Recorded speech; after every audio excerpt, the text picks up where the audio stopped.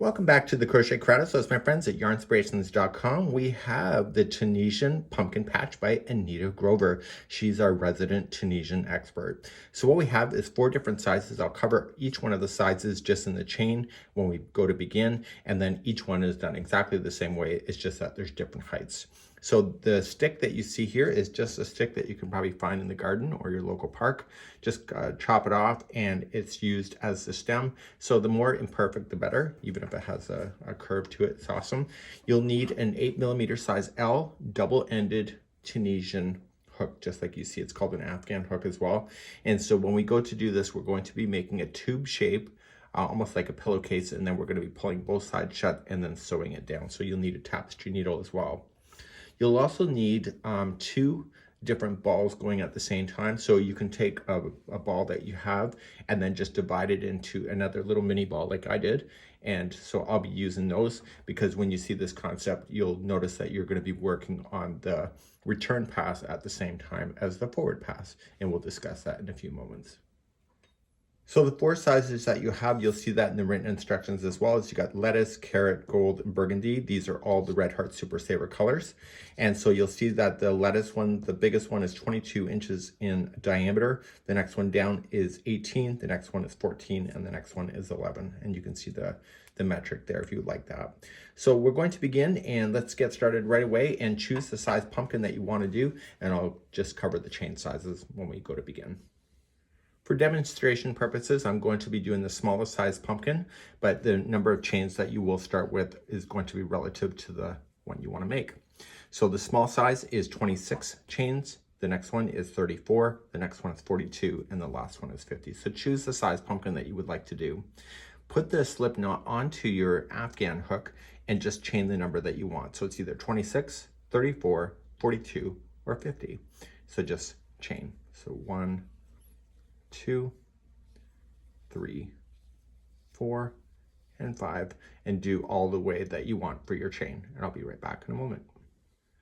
So once you have the amount that you want, in my case it'll be 26, I'm doing the small one, I'm going to go second chain from the hook, and I'm going to get the back hump of the chain only, and I'm going to insert the hook into the back hump, yarn over, pull through, and slide it down the shaft beyond the throat so that it gets the right size. Leave it onto the hook. Go to the next one. Now that you've already done the back hump of the chain, it will stay over, and so the back humps will always appear on top. So I want you just to move all the way down your chain and collecting, and I'll be right back in a moment. So now they're all on the hook. And usually with Tunisian, what we do is we yarn over and pull through 1 loop, and then yarn pull over through 2 loops all the way back to the start. But what we need to do is we're going to create a tube shape. So because we have the double-ended hook, this is when this comes into play. So what I want you to do is that I want you to grab the secondary yarn that you're going to play with. This is the second ball.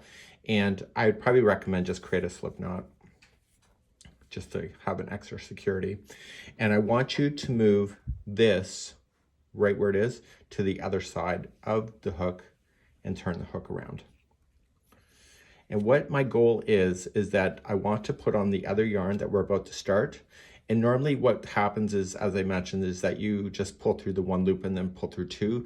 But in this case, I want you just to start doing the return pass immediately right off. So what I'm going to do is that I'm going to yarn over and pull through 2. And I only want to do half away across. So yarning over, pulling it through 2. And the reason why I only want to do half is that I want to create a tube shape.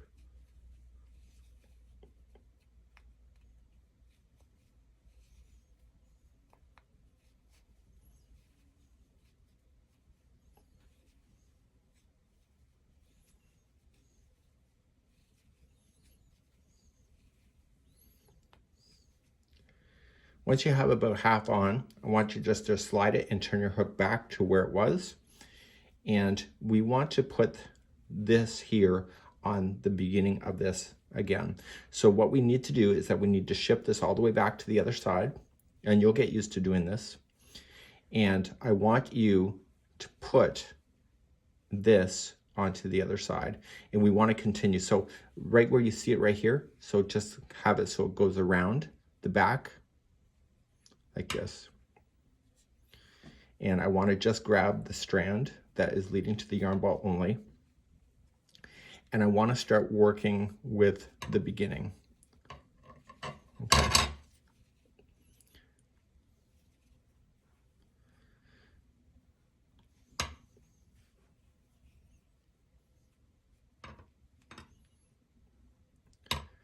So it'll be in this configuration. So just get these yarn tails out of your way so that you're not worrying about it. And we're going to do the Tunisian knit stitch. And what we're going to do right in the very beginning is that we want to come in to the very first stitch. Okay, so you can see that you have 1, 2, 3. So when you go into this, normally in Tunisian simple stitch, when you went in, you would go in onto the front loop like this, the front vertical. But in the Tunisian knit stitch, what I want you to do is still go into that, but I want you to go back to the other side. So just going in and towards the back. So it goes through the project and then yarning over, pulling it through like that. And I want you just to do enough until you can feel that the tension is too much. And so you'll go to the very next one available to you. And again, instead of the vertical staying on the front, you just want to go through the vertical, but go to the back. And then yarning over, pulling it through. Okay, so here's the next one, through the vertical to the back. And what you're doing for the very first time is establishing a tube shape. And so you're going to continue to do this until you feel like you can't go any further without a lot of tension.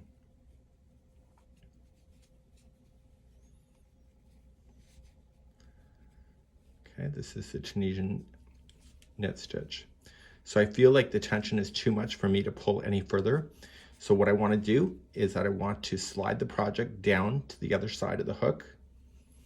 And I want you to continue to release these off. So just pulling it back tight again and yarning over, pulling it through 2, 2. And this is going to release more of the project so that you can continue in the forward pass.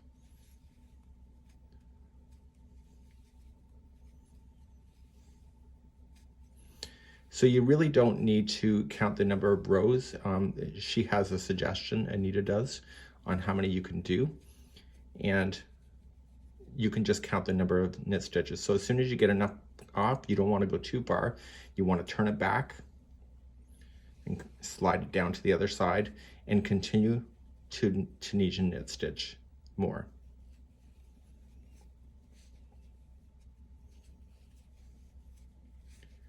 See, you're using both sides of the hook. It's like double-ended crochet. The trick is to make sure you get started properly and that this project doesn't twist immediately right out of the gate.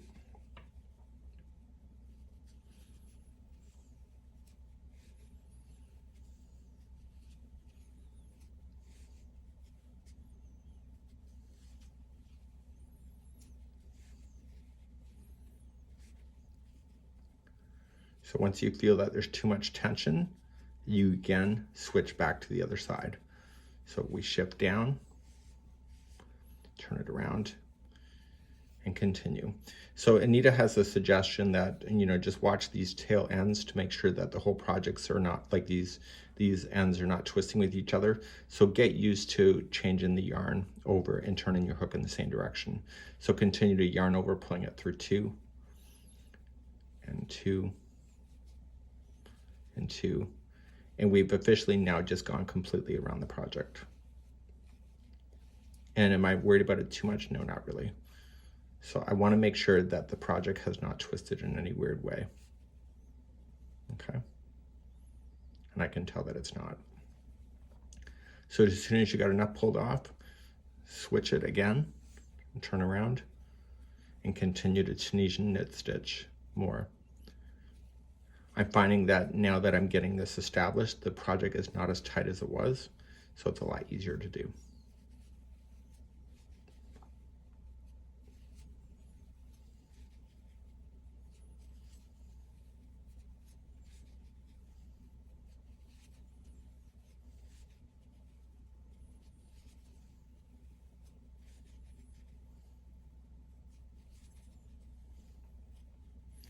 As soon as you feel the tension is compromised, turn it around, shift, and continue to fasten off. So you're just doing the return pass.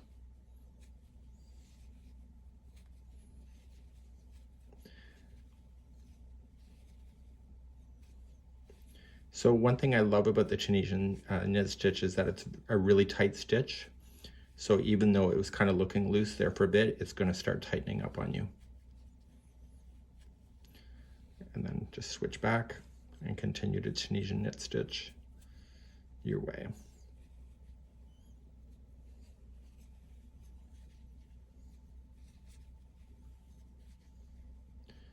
Of course, if you don't like this concept, you can always do back and forth in the rows, but just keep an eye on that to make sure that it's going to work.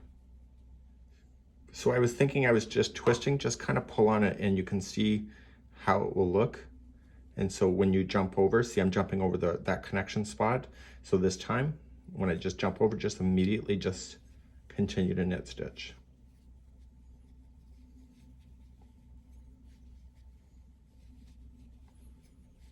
It's a really simple concept. It's just a matter of understanding where you're putting your stitches and how to be able to change the hook back and forth.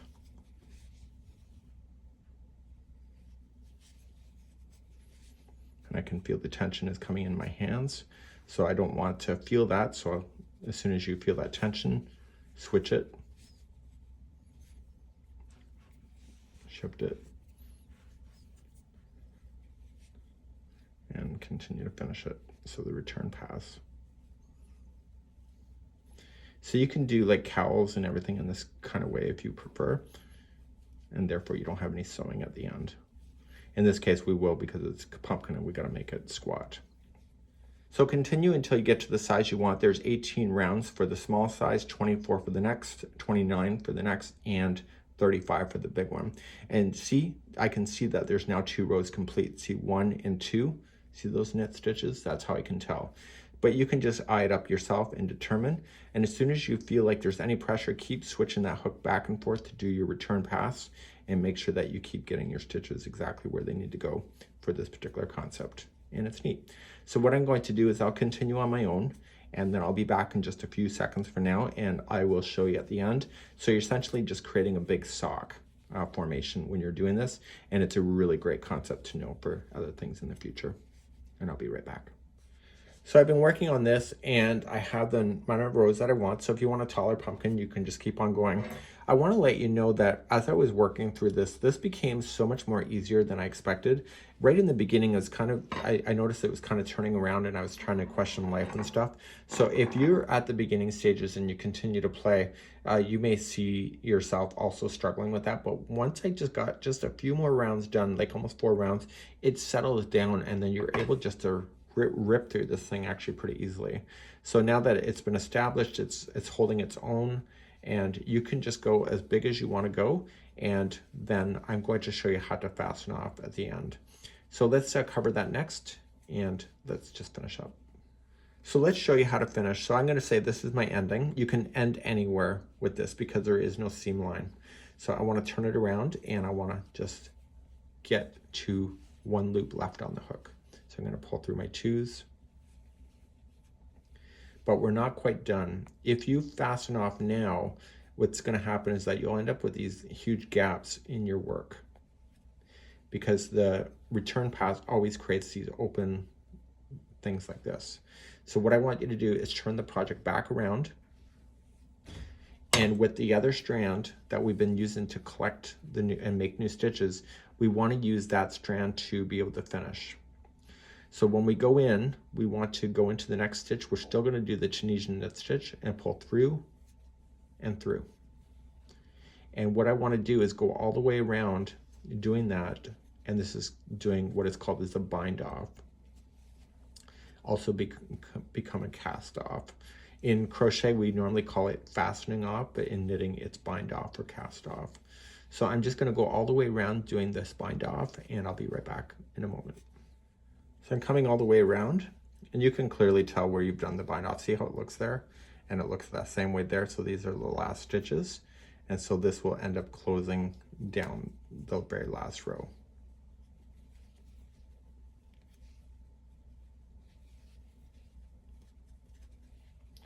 and I'm going to come into my very final stitch,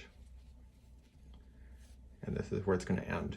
So when I cut this strand, I want to cut it long enough so that I can use it to sew the top shut. And the other strand that was the return pass strand, I want to cut it long enough that I can put that through a tapestry needle. So just pull this through here just to secure it. And the other one I want to put through a tapestry needle. So just get your little needle. And I'm just going to secure it on the back side. So essentially I just want to put it through the back. Don't change the shape by pulling it too tight, and don't put the needle to the front side of the work. And just make sure it just knots onto itself. This can appear on the inside, so you don't have to be too careful about it. And that's good to go. So now we have to go back to the very beginning, and what we have to do is we have to close this. So we're going to close this side first, and that's our first step. To close the bottom side, I want to create a slip knot onto my yarn and just make it long enough that you can just collect the stitches and just turn it to the bottom of this. And all I want to do is just put the straggler ends in to the pumpkin, because it will be hidden, and just capture the outside piece. And when you pull through, I want you to put that slip knot through like this. And what that's doing is it's locking this stitch into position, or locking that in so it'll hold, and put your straggler to the inside of the pumpkin. I then want you just to zigzag around the outside, collecting stitches. And I want to just collect enough so that I can pull this completely shut. So I'm capturing every stitch around.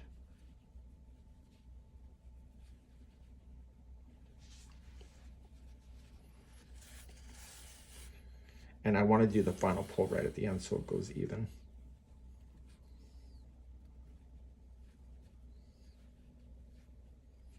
So continue around, and we'll be done that in a second.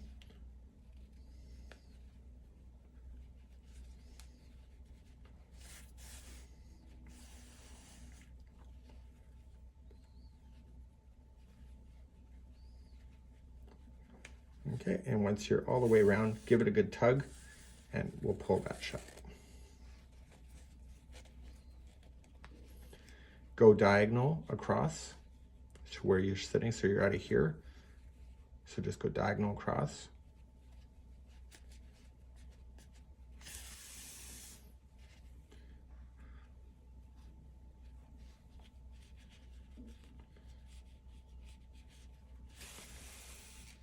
Okay, so you just want to do it long enough, or just secure it long enough that you can do that. And now I'm just putting a little knot into it. And then I'm going to toss it to the inside, and currently you can still access the inside. So when this needle comes out, I'm going to safely just cut that down. So now we have to worry about the top of closing this down as well. So we're going to need our stuffing next. So let's start putting our stuffing inside. Don't go hog crazy with this. You don't want to be spacing out the stitches to the point where it's unrecognizable as a pumpkin. So you just want enough that it's going to get the bulge, but not like bleed out stuffing through the stitch work. So I'm just kind of using that as a, I'm just guessing. Okay, and that's what I think I'm gonna just do. So this tail end, what I want you to do is put your tapestry needle back on, and I want you to collect the stitches all the way around and then pull shut. And so that's where I'm gonna pick you up, but don't fasten off. So just go around, start collecting, and I'll be right back in a second. So now that I've gone all the way around, I've not pulled shut yet. I wanna grab a stick, and it doesn't have to be too long, but I just want to insert it partially into here where I think that the stem is long enough. And when I go to pull, it's going to pull around that stem. Okay. And so then I want to secure. I'm just going to go around one more time.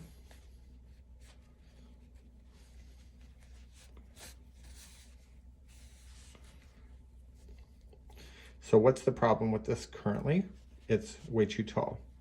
So we're going to be addressing that in a moment. So just go around, just kind of securing that stick in, and we'll be right back. So now it kind of looks like this. So we want to squat it down. So what I'm going to do is that I'm going to take that strand and I'm going to go right to the base, and I'm going to purposely squish up the very bottom of this so that the needle comes out through the bottom. If your needle is sharp, be very careful. So it's coming up through the bottom. And when you pull on this, you're going to cause this to squat. Okay. Then you're going to go back up through a different spot and back up to your stem.